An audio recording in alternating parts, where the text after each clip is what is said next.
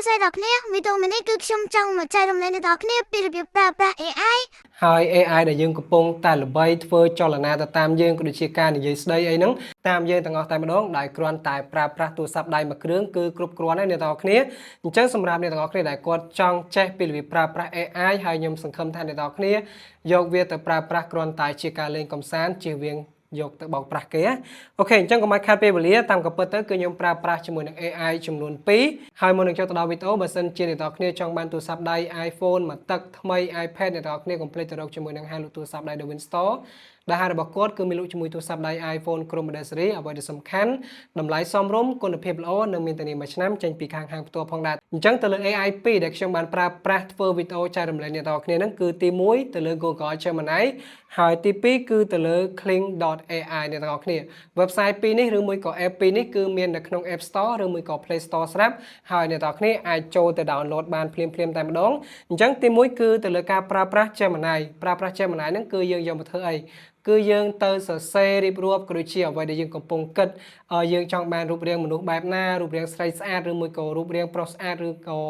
រូបមិនក៏បានដែរតែតាមអ្វីដែលអ្នកទាំងអស់គ្នាចង់សរសេរហើយអ្នកទាំងអស់គ្នាកុំព្យាយាមយករូបគេមកប្រើប្រាស់ឲ្យសោះប្រយ័ត្នគេប្តឹងក៏ដូចជាកុំយកវាទៅប្រើប្រាស់ទៅលើការបោកប្រាស់គេ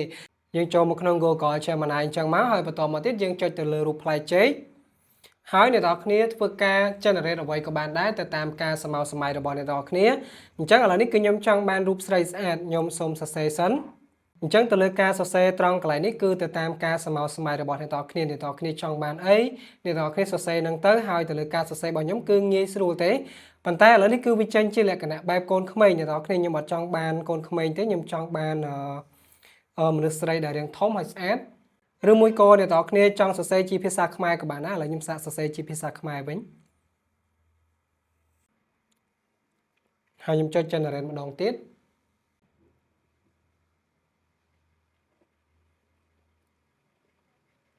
អញ្ចឹងនេះគឺជារូបភាពដែលយើងទទួលបានពី Google Gemini អ្នកទាំងអស់គ្នាហើយយើងគ្រាន់តែចុចទៅលើពាក្យថា download វាមកអូខេអញ្ចឹងឥឡូវនេះគឺយើងបានរូបស្រីស្អាតមួយហើយអ្នកទាំងអស់គ្នាបន្ទាប់ពីអ្នកទាំងអស់គ្នាធ្វើការ generate រូបបានរួចរាល់ហើយគឺទី2អ្នកទាំងអស់គ្នាចូលទៅក្នុងកម្មវិធី Kling.ai ឬមួយក៏នៅក្នុង website ក៏បានដែរប៉ុន្តែឥឡូវនេះគឺខ្ញុំប្រាប់អ្នកទាំងអស់គ្នាទៅលើការធ្វើតាមរយៈ app តែម្ដងដោយ free ហើយទៅលើការបំលែងរូបភាពរបស់យើងជាលក្ខណៈវីដេអូដែលអាចនិយាយស្ដីបានហ្នឹងបើសិនជាយើងចង់ប្រើប្រាស់ free គឺយើងប្រើប្រាស់បានត្រឹមតែ8 second ទេអ្នកទាំងអស់គ្នាអញ្ចឹងគឺវាខ្លីខ្លាំងមែនតើហើយបើសិនជាយើងចង់ប្រើប្រាស់រយៈពេលវែងលុះត្រាតែអ្នកទាំងអស់គ្នាបង់លុយហើយជាក់ស្ដែងខ្ញុំក៏បានបង់លុយដែរសម្រាប់វីដេអូ20វិឬក៏1នាទីអីហ្នឹងគឺសិតតែបង់លុយទើបអាចយើងធ្វើការ generate បានឥឡូវយើងចូលទៅក្នុង Kling.ai ហើយសូមបញ្ជាក់អ្នកនរគ្នាសម្រាប់កម្មវិធីមួយនេះគឺអ្នកនរគ្នាអាចចូលទៅ download បាននៅក្នុង Play Store ឬមួយក៏ App Store ដោយអ្នកនរគ្នាវាយទៅលើពាក្យថា Kling.ai ហ្នឹងមកហើយយើងចូលមកលើកម្មវិធីមួយហ្នឹងអញ្ចឹងចូលមកដល់ចំណុចកន្លែងនេះគឺយើងនឹងបានឃើញជាមួយនឹង AI ផ្សេងជាច្រើនមែនតើប៉ុន្តែអ្វីដែលយើងចង់ធ្វើឥឡូវនេះគឺមួយនេះMotion Control AI Video អ្នកទាំងអស់គ្នាអញ្ចឹងយើងចុចមកលើនឹងមកបន្តមកទៀតគឺគេតម្រូវឲ្យយើងធ្វើការ login ជាមួយនឹង email ឥឡូវខ្ញុំសូមធ្វើការ login ជាមួយនឹង email សិនយើងចុច continue មកអញ្ចឹងចូលដល់ចំណុចត្រង់កន្លែងនេះគឺអ្នកទាំងអស់គ្នាមើលត្រង់កន្លែងមួយដែលគេដាក់ថា Motion Control អញ្ចឹងមុខងារមួយនេះគឺជាប្រភេទមុខងារថ្មីមួយបើសិនជាយើងចង់ឲ្យ AI ទាំងអស់ហ្នឹងធ្វើកាយវិការទៅតាមដែលយើងកំពុងតែនិយាយស្ដីគឺអ្នកទាំងអស់គ្នាចូលត្រង់កន្លែង Motion Control ហ្នឹងមកហើយបន្ទាប់មកទៀតគឺយើងធ្វើការ select ទៅលើទី1ទាក់ទងជាមួយនឹងវីដេអូរបស់យើងដែលយើងចង់ឲ្យ AI ធ្វើកាយវិការឥឡូវខ្ញុំសូមទៅយកវីដេអូមកដាក់សិនអ្នកទាំងអស់គ្នាគ្រាន់តែចុចលើពាក្យមួយនេះមកយើងដើម្បីចូលទៅយកជាមួយនឹងវីដេអូរបស់យើងដែលយើងចង់ធ្វើការ generate ណាហើយយើងចុចពាក្យថា done មកអូខេបន្តមកទៀតគឺវានឹងធ្វើការ upload វីដេអូមួយហ្នឹងចូលត្រង់ចំណុចកន្លែងនេះអញ្ចឹងអ្នកទាំងអស់គ្នារងចាំបន្តិចសិនទៅ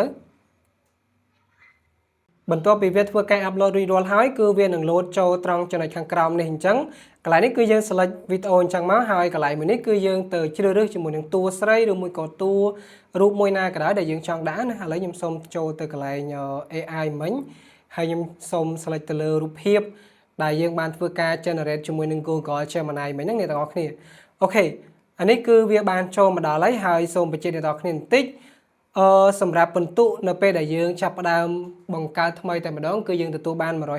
166ក៏ប៉ុន្តែឥឡូវនេះគឺយើងប្រើ144អញ្ចឹងបានន័យថាយើងប្រើបានតែម្ដងទេដោយសារតែនាទីវារៀងវែងសម្រាប់នាទីដែលខ្លីៗគឺអ្នកនរគ្នាចំណាយអានេះក៏តិចដូចគ្នាហើយសម្រាប់ខ្ញុំមួយនេះគឺខ្ញុំ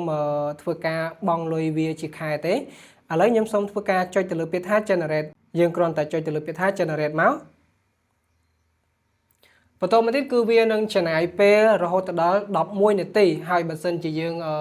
ធ្វើការទៅលើវីដេអូដែលខ្លីៗគឺយើងចំណាយពេលត្រឹមតែ5នាទីអីទេគឺទទួលបានហើយប៉ុន្តែសម្រាប់វីដេអូរបស់ខ្ញុំមិញហ្នឹងគឺវាចូលចិត្ត10នាទីអីដែរគឺវាចំណាយពេលរហូតដល់11នាទីឥឡូវយើងធ្វើការរងចាំទាំងអស់គ្នាសិនទៅបន្ទាប់ពីយើងធ្វើការរងចាំអស់រយៈពេលជិត11នាទីអ្នកទាំងអស់គ្នាឥឡូវនេះគឺយើងទទួលបានជាមួយនឹងវីដេអូមួយហ្នឹងហើយក៏ប៉ុន្តែនៅពេលដែលខ្ញុំ generate ជាមួយនឹង Google Gemini វិញគឺវាជាប់ logo Gemini អ្នកទាំងអស់គ្នាឥឡូវនេះគឺយើងសាកធ្វើការ play ជាមួយនឹងវីដេអូមួយហ្នឹងមើល សួស្តីអ្នកគ្នាឥឡូវនេះគឺខ្ញុំចង់ប្រាប់អ្នកគ្នាពីរបៀបធ្វើវីដេអូ AI ដែលវាមានចលនាទៅតាមអ្វីដែលយើងកំពុងតែនិយាយហើយសូមបញ្ជាក់តិចទៅលើការធ្វើ AI free គឺយើងធ្វើបាន8វិនាទីអ្នកគ្នា8វិនាទីតែលើសពីនេះតើតែ premium វ៉ាវអ្នកទាំងអស់គ្នាលយមែនតើហើយយើងចុច download នៅកន្លែងខាងលើនេះមកអញ្ចឹងសូមបញ្ជាក់អ្នកទាំងអស់គ្នាបន្តិចត្រង់ចំណុចកន្លែងនេះបើសិនជាអ្នកទាំងអស់គ្នាអត់ចំណាយលុយកន្លែងនេះគឺយើងអាច download ដោយមិនមាន watermark បានទេពេលដែលយើង download ទៅគឺវានឹងជាប់ watermark តែម្ដងក៏ប៉ុន្តែសម្រាប់ខ្ញុំឥឡូវនេះគឺខ្ញុំធ្វើការចាយលុយអញ្ចឹងទៅពេលដែលយើងចាប់ផ្ដើម download គឺវាអត់ជាប់ logo ទេខ្ញុំចុច download អូខេរួចជាការស្រេចឥឡូវខ្ញុំសូមចូលទៅក្នុងកន្លែងរូបថតរបស់ខ្ញុំចង់ដឹងថាវាចូលហើយនៅនេះគឺជាវីដេអូដែលយើងបានធ្វើការ generate អំបញ្ញមិញអ្នកនរគ្នាហើយនេះគឺជាវីដេអូដើមហើយនេះគឺជាវីដេអូ AI ដោយសារតែខ្ញុំនិយាយដៃតែម្ខាងដល់ពេលអញ្ចឹងទៅកាយវិការរបស់វាក៏ដៃតែម្ខាងដែរអ្នកនរគ្នាសម្រាប់ការចែករំលែករបស់ខ្ញុំនៅថ្ងៃនេះគឺមានតែប៉ុណ្្នឹងទេអរគុណច្រើនហើយសង្ឃឹមថាអ្នកទាំងអស់គ្នាយកទៅប្រើប្រាស់លេងកម្សាន្តដោយយកទៅផុសនៅក្នុង YouTube Facebook ឬមួយក៏ TikTok អីហើយកុំព្យាយាមធ្វើការបោកប្រាស់គេប្រយ័ត្នជាប់គុកទាំងអស់គ្នាហើយអរគុណច្រើនបើសិនជាចូលចិត្ត កុំភ្លេច Subscribe ដល់រូបបណ្ដឹងហើយកុំភ្លេច Share វីដេអូមួយនេះម្នាក់មួយឬមួយក៏ Follow Page ដើម្បីទទួលបានជាមួយនឹងវីដេអូថ្មីៗជារៀងរាល់ថ្ងៃហើយបើសិនជាចង់ប៉ាវកាហ្វេ Admin នេះ ABA